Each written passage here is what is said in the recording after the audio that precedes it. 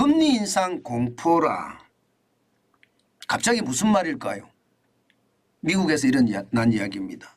미국의 연방공개시장위원회가 열리면 FOMC잖아요. 의사록을 반드시 씁니다. 그 의사록이 시간이 지나면 보통 한 달 후에 공개가 되는데 오늘 그 FOMC 의사록이 공개가 됐습니다. 근데 그 FOMC 의사록에 여러분 이런 내용이 숨어 있는 거예요. 거의 모든 참석자들은 금리 동결이 적절하다고 판단했지만 일부는 0.25%포인트 인상을 선호했다. 이러니까 시장은요, 이게 무슨 소리야? 이렇게 된 거예요. 결국은 6월에 동결하는 것이 아니라 6월에도 금리를 올렸어야 됐다. 이런 얘기가 되는 겁니다. 예. 물론 거의 모든 참석자들은 금리 동결에 찬성을 했지만 일부는 아니었다는 거죠. 일부는 강경파가 있었다는 이야기예요.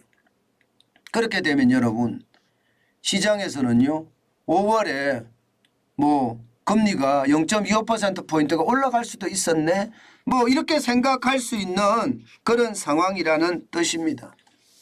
그만큼 말입니다. 금리 인상에 대한 것은 지금 미국에서 최대 화두입니다. 시장에서 금리를 올린다는 이야기가 조금이라도 나오면요.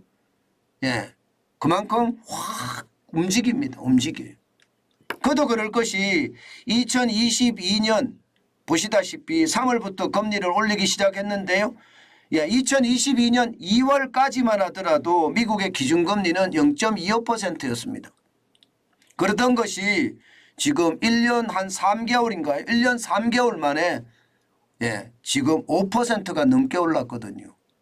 그렇기 때문에 시장은요 바싹 긴장할 수밖에 없죠. 게다가 시카고 상품거래소의 패드워치 금리 인상을 전망하는 지표입니다. 올라간다 이거예요. 올라간다. 7월에 미국의 기준금리 인상은 88.7%가 0.25% 인상한다 이렇게 이야기합니다. 동결한다는 11.3%밖에 되지 않습니다. 일반적으로 시카고 상품거래소의 패드워치가 거의 정확하거든요. 그런 상황을 감안해 보면요. 결국은 금리 인상의 공포가 시장에 서렸다 이렇게밖에 말할 수가 없고요. 그 공포는요. 결국 주식시장에도 영향을 미칠 수밖에 없는 것 아니냐 이렇게 생각을 합니다. 시장은요. 실제로 다우산업지수 블루칩 지수의 중심입니다. 0.38% 떨어졌고요. 129.83이 빠져서 34,288.64로 마감했습니다. 장 시작과 동시에 떨어지기 시작하더니요. 의사록이 발표가 되고 나니까 결국 쭉쭉 빠져서 마감을 했습니다. 대형주 중심인 S&P 500 지수도 0.2%가 떨어졌고요. 8.77이 떨어져서 이거는 약보합이라고 이야기해야 되나요? 4,446.82로 마감했습니다. 대형주 중심도 이렇게 분위기가 바뀌었다는 이야기죠. 여기에다가 말입니다. 기술주 중심인 나스닥은 0.18% 빠졌습니다. 25.12가 빠져서 13,791.65로 마감했습니다. 시장 전체적으로는요. 금리 인상에 대한 공포가 굉장히 컸다 이렇게 이야기할 수가 있고요. 그 공포는 시장 곳곳에 영향을 미친다 이렇게 이야기할 수가 있습니다.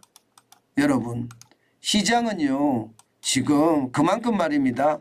금리 인상에 대한 공포가 커진다 이렇게 이야기할 수가 있습니다. 문제는 우리 시장은 어떻게 될까요? 안 그래도 우리 시장에 지금 불안하고 불안한 기운이 굉장히 큰데 이대로면요. 시장에 대한 불안감 더 커질 수 있는 것 아닐까 싶어요. 지금 이대로면요. 안 그래도 말입니다. 시장은 불안하잖아요. 여러분들이 보시더라도 한국 시장에서 외국인들의 동향이 굉장히 중요한데 미국에서 금리를 올린다 이런 얘기가 들리면 그만큼 충격이 클 수밖에 없지 않을까 저는 그렇게 생각합니다. 게다가 한미 금리 역전에 대한 우려감도 굉장히 크고요. 한미금리 역전에 대한 우려감이 크면 클수록요.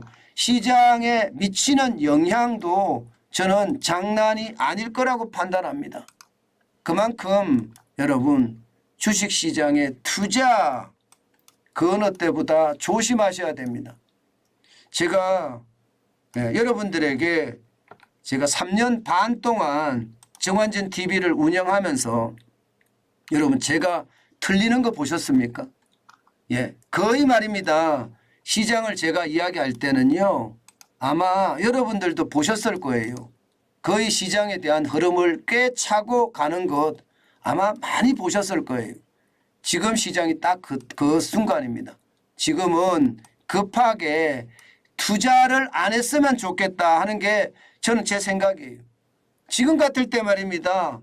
투자를 함부로 하잖아요. 저는 거기에 대한 대가를 반드시 받을 거라고 생각합니다. 그렇기 때문에 조심하시고 조심하시는 거 잊지 말았으면 좋겠어요.